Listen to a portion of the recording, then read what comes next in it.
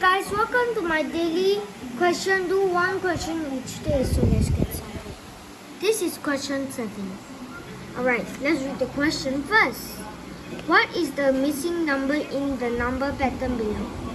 So you guys know, but this pattern is actually reducing by 2. 20 minus 2 equals 18. 18 minus blank equals this answer. Alright. So we must write down 18. This is our equation. Minus 2. And it equals. So we must put 18 in our heads and take out 2 fingers. Before 18 is 17. And then 16.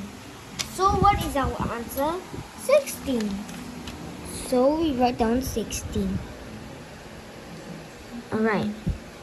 So this answer is 16. And we write down in the bracket. Over here, you see this bracket? Hold on.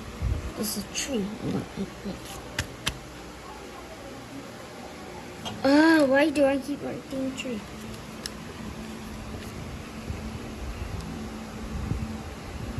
There we go. And we write down 2. Because in the bracket in the 16, there is a number 2. So that's why we write down 2.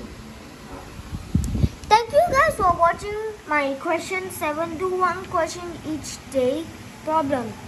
Bye.